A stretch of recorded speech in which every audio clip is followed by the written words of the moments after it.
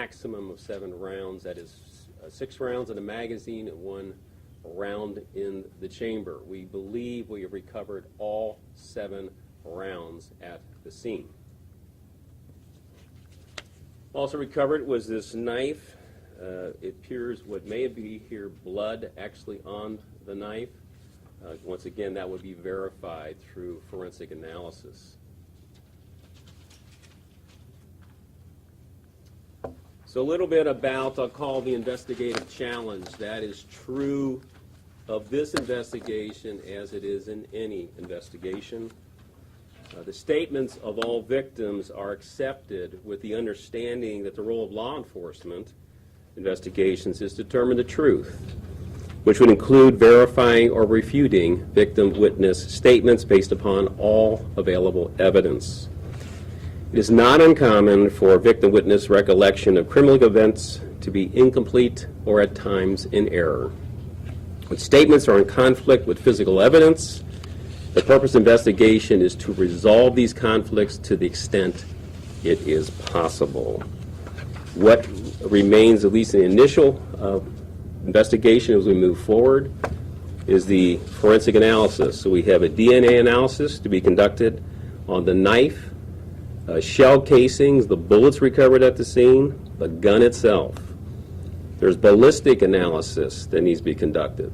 The bullets found in the book need to be compared to test bullets fired through the weapon recovered to see are the bullet striations, are the markings on those bullets the same?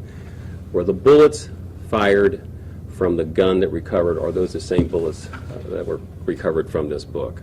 There also would be ballistic analysis of the shell casings. Does the trigger impressions match on the shell casings recovered at the scene match those that are test fired? So that's all part of ballistic analysis. And lastly, there'd be an enhancement of the bus audio video recording. Currently a hard drive that contained that digital record, that digital file, was obtained from RTA and has been transferred to the FBI Computer Forensic Crime Lab down in Miami Township. We have a police officer assigned as a part of the staff of that forensic lab. So we're looking to get the audio and video of the bus recording enhanced to see what we may glean in terms of additional information to understand better what occurred in the 1 minute and 51 seconds when Mr. Wagner was off the bus and where shots were fired. So that is the extent of my update today. If there are questions I can answer, I will try to do so. Who had the gun, was the gun registered to? Don't know. Do not know. Part of it is trying to find origin of gun. Yes. How many spent casings did you find at the scene? 4 spent. Actually, 1 was not found until yesterday, so 3 initially and a 4th one yesterday, and then 3 live rounds, so a total of 7 recovered. At the scene? At the scene, that's correct. There's a lot of concern that this is a hate crime. Is that something that's being investigated? Yeah, actually, that was my concern initially as I read the offense, or actually the incident log on Monday morning. And in fact, based on the mere incident report and the information provided therein, I contacted Eric Thomas, who is the supervisory agent in charge of the Dayton FBI office, and said, in fact, this is a report that he needed to be aware of. I needed to forward to him. That we, in fact, would be investigating as a hate crime at this time. So is the FBI investigating? Yes, they are. They are working with us. It is our investigation. They are assisting. Corey? Did neighbors, can you tell us how many gunshots were fired? Was it consistent with the number of casings you found? That is, from the audio, that seems to be correct. That there was 4 shots fired, and we find 4 empty casing, one of which was found yesterday. So they seem to be aligning. Once again, the final test is to take those 4 found casings, match them with casings fired out of this gun, and see if that aligns. Make sure we don't have bullets from some other event mixed in, right? Does the gun have a serial number on it? That is one of the challenges. We're going to have to look to see if we can't reconstruct it. What were the dimensions of the book itself? Was it?